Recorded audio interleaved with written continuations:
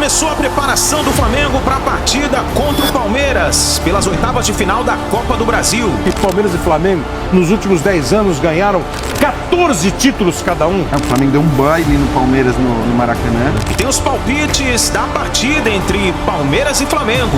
Sendo bem, muito bem, o Tite passa o Flamengo. Então a gente vai ver o que vai dar.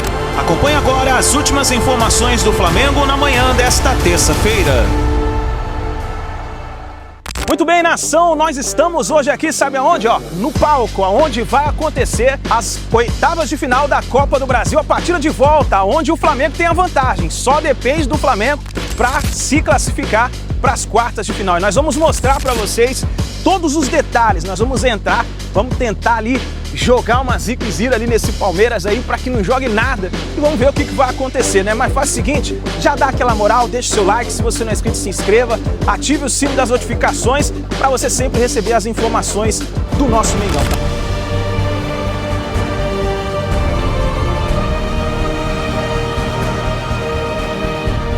Lembrando, pessoal, que o Flamengo vai com força máxima, o Flamengo perdeu a partida pelo Campeonato Brasileiro para o São Paulo por 1-0, mas ganhou a partida anterior, que foi contra o Palmeiras pela Copa do Brasil. O Flamengo tem uma boa vantagem, são 2 gols de diferença, e agora o Flamengo pode até mesmo empatar essa partida que estará nas quartas de final da Copa do Brasil. Agora eu quero que você faça o seguinte, coloca nos comentários aí o seu placar, arrisca o seu palpite. Será que o Palmeiras vai conseguir sair dessa crise e conseguir vencer o Flamengo?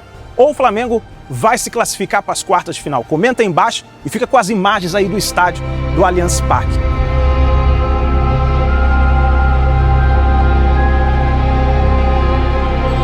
E nesse corredor aqui, é onde tem os camarotes. Olha aqui, esse camarote aqui é do Banco BV, tá do Allianz Parque. Aí tem a foto aí de alguns jogadores do Palmeiras, né, que fizeram sucesso aí, tem o Edmundo, o Mancuso. E desse lado aqui, fica os cantores que já vieram fazer shows aqui no Allianz Parque. Né? E aqui você já tem a entrada do camarote, para você ter uma vista espetacular. Vem cá, vou mostrar para vocês aqui rapidinho. Dá só uma olhada na vista que você vai ter assistindo as partidas de futebol usando aqui o camarote. É uma vista impressionante, mas o estádio do Flamengo vai ser muito mais moderno do que isso, né? E esse é o camarote do Allianz. Você tem a oportunidade, quando você vem assistir aos jogos, quando, por exemplo, o Flamengo vem jogar aqui no Allianz, você pode até mesmo assistir do camarote. E aqui, galera, olha só, nesse campo, inclusive, também tem um gramado aqui, um gramado sintético, né? É a parte do aquecimento dos jogadores. Os jogadores têm todo esse espaço aqui para poderem ficar treinando, né? Se aquecendo, preparação para a partida.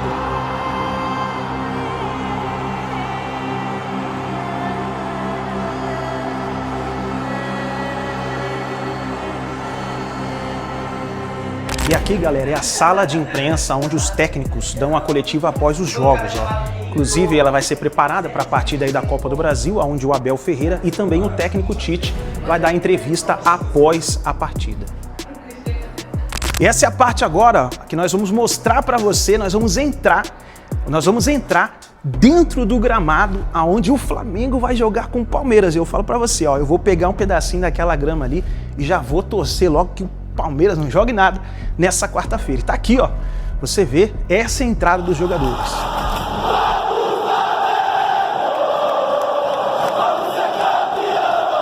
E é aqui que vai acontecer as oitavas de final da Copa do Brasil.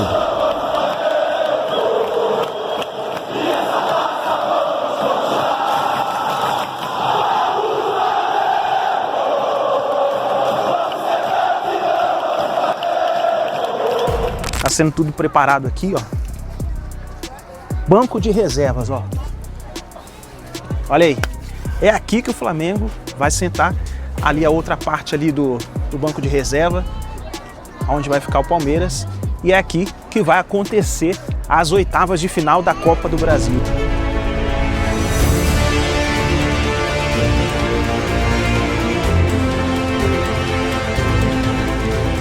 Inclusive, pessoal, um detalhe muito importante, olha só, por causa dos eventos que acontecem no Allianz Parque, essa parte aqui, ela seria isolada, mas para o jogo da Copa do Brasil vai ser liberado, então o estádio vai ter a sua capacidade máxima. A parte onde o Flamengo vai ficar, o time visitante, será ali, ó. É ali aonde a nação vai ficar, torcendo para o Mengão passar para as quartas de final. Vamos ver o que vai acontecer. Nós estamos aqui dentro do gramado, onde vai acontecer essa partida decisiva, e eu gostaria que você já colocasse nos comentários aí o seu palpite. Aí, o que vai acontecer? Um detalhe importante é o seguinte: o Palmeiras está numa má fase, né, enfrentando partidas difíceis, né, não conseguiu a vitória aí contra o Internacional, e inclusive foi com o time titular. Já o Flamengo, do outro lado, perdeu a partida para o São Paulo, jogando com um time alternativo. Agora os dois vão juntos para a partida decisiva com força máxima. E aí, quem vence essa partida?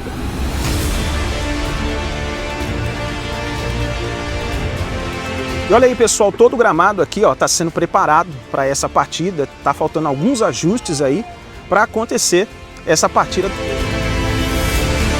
E aqui, nessa parte ali, vai ficar a parte da torcida do Palmeiras. E aqui no fundo, ó, fica a parte da torcida do Flamengo. Vamos ver o que vai acontecer nessa partida. A expectativa é boa. É um confronto que vai decidir e vai tirar até mesmo um forte candidato ao título da Copa do Brasil. Então tá aí, vamos ver o que vai acontecer.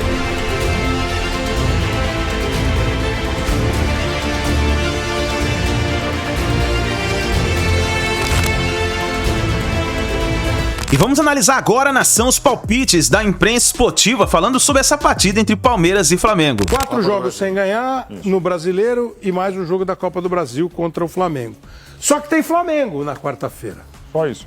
Essa que eu quero saber. E o Flamengo acaba de perder o jogo pro São Paulo. Com um time alternativo no Morumbi. Mas um baita time alternativo do Flamengo. E o time do Palmeiras não foi muito alternativo ontem. O Palmeiras né? foi um mais pouco ou mais menos completo. Mas assim, o Palmeiras perdeu para o Flamengo, o São Paulo ganhou do Flamengo. Ganhou bem do Flamengo, 1-0, jogando bem. Belo gol do Calé. E o Flamengo perdeu a chance de voltar, de manter a liderança. O Flamengo tem agora jogo a menos, mas acho que 2 pontos a menos, né? Do que o Botafogo. E eu tô pensando nesse jogo de quarta-feira. Uma vantagem de 2-0 para o Flamengo. O Flamengo jogou muito melhor que o Palmeiras lá no Maracanã. Agora tem essa, o jogo é no Allianz Parque, Palmeiras vai com tudo. O Emerson já tá com aquela cara de que não vai dar pro Palmeiras. Mas, Kleber, o negócio é o seguinte, não só pelo resultado no Maracanã, é o que o Palmeiras vem apresentando esses últimos jogos. Elogiar hoje o time do Palmeiras, o desempenho, é querer lembrar da história. Tá bom, mas considerar que esse time pode virar a página rapidamente não é realidade? Ô Kleber, eu acho que há 30 dias atrás eu falaria isso com mais certeza. Hoje, o Palmeiras, que se amedrontava por conta de 2, 3, 4 temporadas incríveis, hoje esse Palmeiras, com todo respeito a um elenco vitorioso, a um treinador vitorioso, um elenco qualificado, mas hoje esse Palmeiras que vem jogando, esse Palmeiras não é assustador. É um time normal. Pode ser melhor? Pode. Pode ganhar do Flamengo? Pode classificar? Também tem condições para isso. Pode mudar o cenário atual dele? Pode. Mas esse Palmeiras de hoje, quem passa é o Flamengo. Daí a dizer que o Abel tá ameaçado, pressionado, não me vai... Para sair, ameaçado, chance menos 80. Menos 80, né? Menos 80. Por ele... pelo Palmeiras. Leila. Por ele e pela Leila. Porque não tem sentido, né? Não tem sentido. Tem, da torcida corneteira tem, da imprensa corneteira tem. É que eu às vezes... eu acho que é mais do que amendoim. Também. Porque às vezes eu vejo alguma reação de torcida. Poxa vida, se a torcida do Flamengo, se a torcida do Palmeiras, se a torcida do Fortaleza... O Tite não tinha gente querendo matá-lo depois que ele foi perder para o Palestino? Mas o que eu quero dizer é o seguinte, Flamengo, Palmeiras, Fortaleza, eu incluiria o Botafogo dos dois últimos anos. Se as torcidas destes times estiverem insatisfeitas ou ficarem revoltadas por 1, 2, 3 jogos, gente, pensa o que o Palmeiras e o Flamengo... Você viu que Palmeiras e Flamengo nos últimos 10 anos ganharam 14 títulos cada um? Que o Botafogo até 2, 3 anos atrás não disputava com chance de ganhar um Campeonato Brasileiro, caía voltava, e agora está há 2 anos ponteando o campeonato. Pô, mas perdeu o ano passado. É verdade. Mas está aí de novo brigando. Brilhante, e só ganha quem passa 1, 2, 3 anos brigando para ganhar. É muito difícil você sair do último lugar. Isso que está acontecendo com o Fluminense esse ano é estranhíssimo, né? Um time que foi campeão da Libertadores está brigando lá embaixo no campeonato. Então, assim, poxa, eu sei que não vai adiantar nada. É como diria Mário Jorge Guimarães, estou pregando no deserto. Ele falava assim, quando ninguém ouvia ele. Eles estão pregando no deserto. Alô, profeta. Mas, enfim, olha aqui. Não, ele falava esse programa.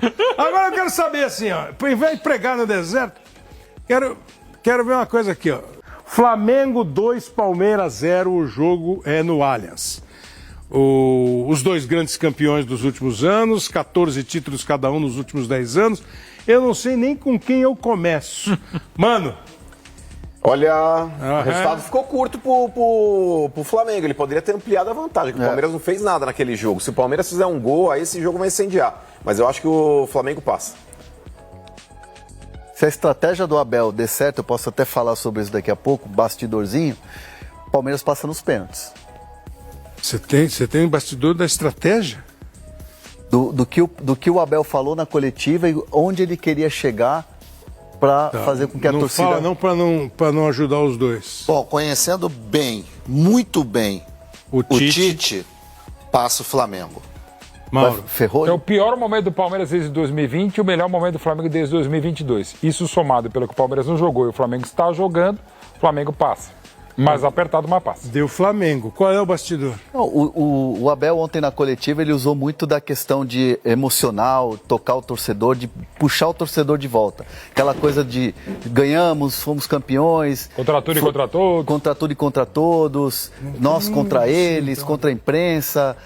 Aquela coisa dele já ter sofrido com xenofobia, com perseguição. Então o Abel traz de volta o torcedor, acalma o bastidor do Palmeiras internamente, dá confiança para os jogadores, para eles jogarem tudo, darem a vida nesse jogo. Internamente está tudo certo entre ele e o elenco. Existe um mundo na internet que não entra no CT.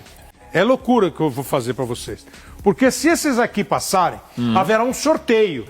Para definição dos confrontos. Aí nas quartas de final é por sorteio e depois já tem um chaveamento. Isso. Quando saírem os sorteados das quartas de final, já saberemos quais serão os semifinalistas, a chave dos semifinalistas. Vamos imaginar que fôssemos fazer um pódio olímpico. Rebeca, Beatriz e quem mais você quiser. E a Webb, que acabou de ser medalha de prata. A Tatiana Weston Webb foi medalha de prata no surf agora há pouco.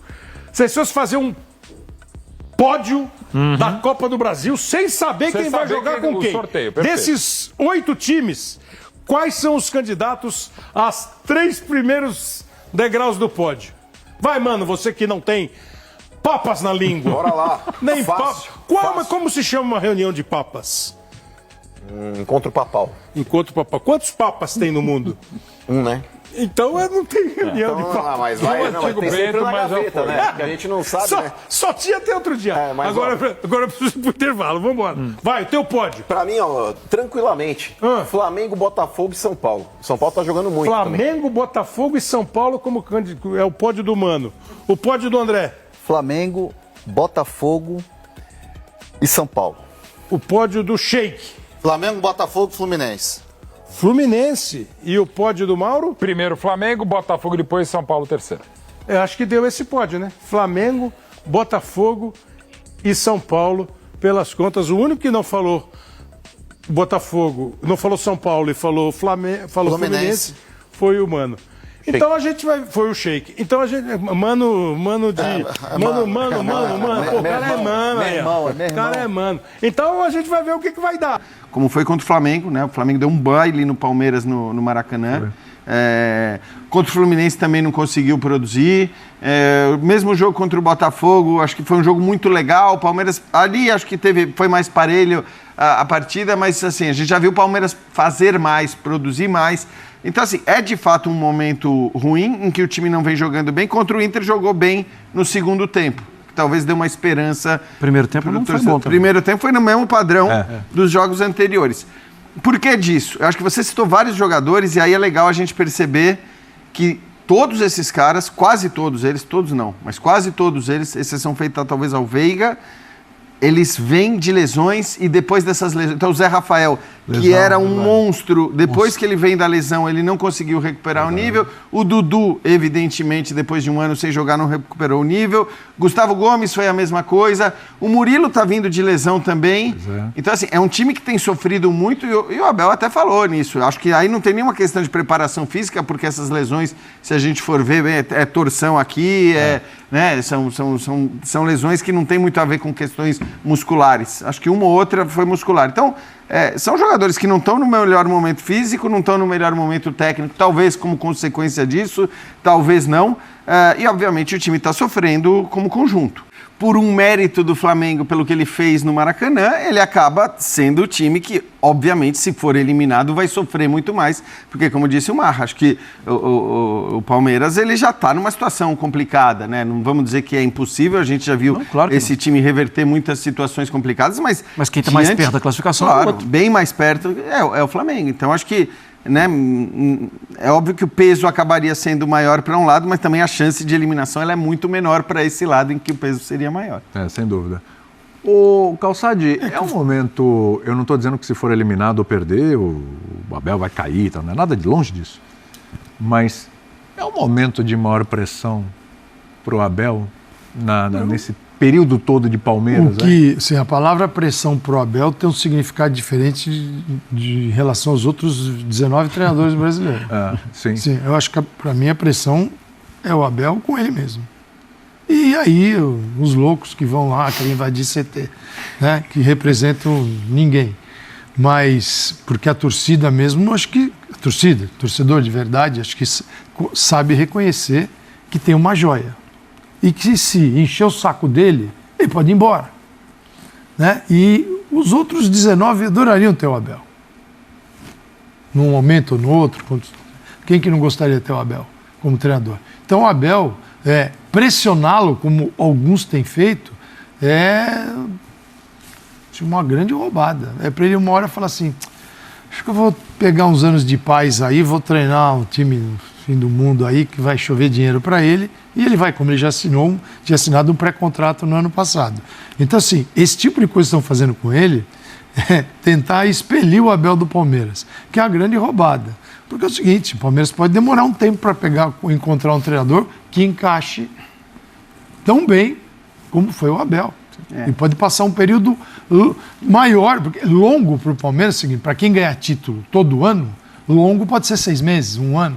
1 ano e meio, isso pode acontecer. Então, assim, pressão para o Abel é uma pressão totalmente diferente de outros treinadores. E acho que eu duvido que a Leila, nesse momento, está assim, o Anderson Barros, precisamos pensar num novo treinador para o lugar da... Acho que essa não existe. Claro. Essa conversa não existe no Palmeiras seria insanidade, né? Desde o final de 2020.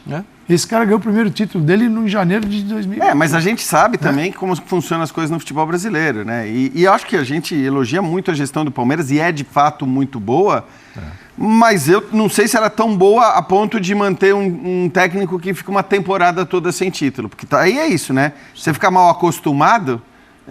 Porque todo ano o Abel bate campeão, né? Não, 2 Libertadores, 2 brasileiros. Assim, eu acho que a gente tem que dar o crédito para essa diretoria. A gestão de fato é muito boa, como já foi a gestão do... Eu não pensei nisso. Eu pensei se passar o ano sem vencer, continua. A gente vê quanto a pressão é insana no futebol brasileiro para quem fica sem ganhar. Mesmo quem ganha o tempo todo, o Palmeiras ganhou 14 títulos desde 2015 e os caras invadem o CT depois de 3 derrotas. Porque foi isso que os caras fizeram, invadiram o CT depois de 3 derrotas. É óbvio que a invasão desses iluminados tem um pouco a ver também com as benesses, talvez, que eles deixaram de ter por parte da presidente. Eu não sei se a relação com a presidência do clube fosse... Com a presidente do clube, não com a presidência, fosse boa. Eu não sei se isso teria acontecido. Sinceramente. O Abel deu uma estocadinha neles ali ao falar do apoio incondicional que ele imaginava ter, que nessas horas que você vê quem é torcedor de verdade, quem está preocupado com o time mesmo, mas não falou diretamente. Eu acho até que ele poderia ter falado. Eu sei que não é fácil e ninguém em geral faz isso, mas se alguém tem tamanho para isso, se alguém tem crédito para isso, é o Abel Ferreira, que é o maior técnico da história do clube, que ganhou pelo menos os títulos mais importantes e em quantidade muito grande. Então, eu não sei exatamente o que se passa na cabeça dele, o quanto ele pode se incomodar com essa pressão, quer dizer, e o quanto esses factoides, porque no fim essa invasão é um factoide, não é uma coisa significativa, mas é algo que vira notícia, é algo que... Eu fico imaginando o Felipe Anderson, cara. O cara acabou de chegar. Ele falou, não é possível, esses caras têm ganhado tudo ano após ano e os caras estão invadindo. E pensar, eu poderia estar na Juventus. Exatamente. Mas, enfim, eu acho que assim, a pressão existe, mas nem acho que ela é maior agora do que foi no Abel especificamente. Sim, né? sim, Você sim. falou do Abel. Isso. Do que foi naqueles 9 jogos do ano passado, porque ali tinha uma coisa muito palpável a qual as pessoas se referiam para criticar o Abel. Que é, não colocou os garotos, não colocou o Endrick desde o começo do jogo contra o Boca. Se tivesse colocado os garotos, o Palmeiras teria se classificado. Agora as críticas, elas são meio... As críticas são para o futebol covarde. Eu acho que o momento para o técnico é um momento mais delicado. Para o técnico é um momento mais delicado. Mas não quer dizer muita coisa. E ontem o Flamengo teve uma perda muito grande, que foi do jogador Adílio, ídolo e campeão do mundo pelo Flamengo. Ele morreu aos 68 anos. E eu deixei essa parte para o final, porque é uma parte muito triste. Eu creio que o Adílio, o prazer dele era ver a torcida do Flamengo muito feliz. E nós aqui da equipe do canal Meu Mengão React, deixamos aqui nossas condolências para toda a família e também para a nação rubro-negra. Nós vamos aqui ver a homenagem que o Zinho, o Pascoal falaram aí sobre o Adílio. Campeão do mundo pelo Flamengo, faleceu aos 68 anos. Pega 10, que em você não pesa. Adílio teve uma breve, porém iluminada passagem pela seleção brasileira no pré-copa de 1982, Mengo. Mostrou o caminho para a criança, né? O lado bom da história, né? O garoto que chegou aqui na Gávea, humilde, vindo de uma comunidade carente, né? Até bem pouco tempo atrás, Adílio ainda desfilava sua categoria pelo time Flamaster ao lado de velhos companheiros. Nunca disse adeus à bola, porque ela é feita da mesma matéria que Adílio, a tal da alegria. Obrigado, torcedor. Obrigado. Obrigada, Adílio. E cada vez que um jogador rubro-negro honrar a 8 do Flamengo, como faz agora o Gerson, vamos enxergar você ali. Por isso, Adílio será eterno e vai contrariar até o hino. Uma vez Flamengo... O homem do sorriso solto, do sorriso leve, que representa o Flamengo como poucos na história, hoje dificulta o nosso aqui na abertura do clube.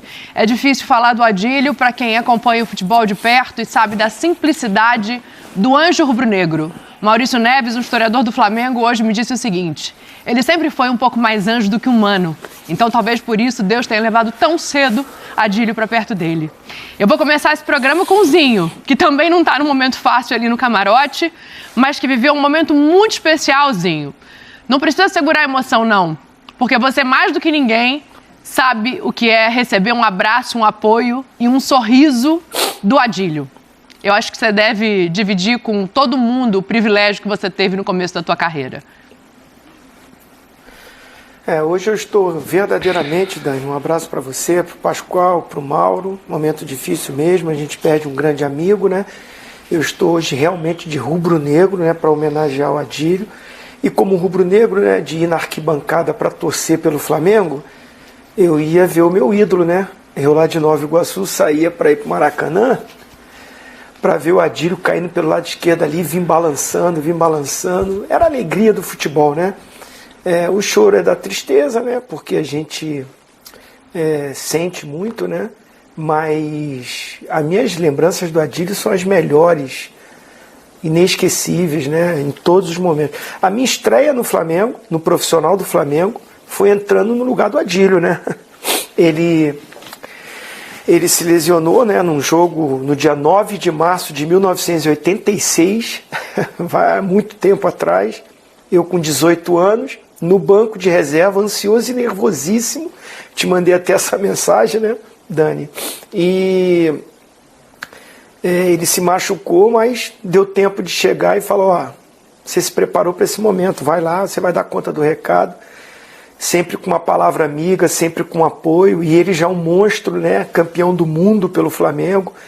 Eu que era molequinho assistindo aquele time campeão do mundo, sempre foram os meus ídolos, né? Eu tive o privilégio de jogar ao lado do Adílio, de poder chamá-lo de amigo, de conviver com ele um período ainda muito bom no profissional, e essa amizade durar por muito tempo, né? Ou seja, encontrando sempre o Adílio, o recebendo aqui em casa, ou nos jogos do Master, ou em algum evento do Flamengo. Então, que me perdoe, mas realmente hoje eu me vesti do que eu sou, rubro-negro, né?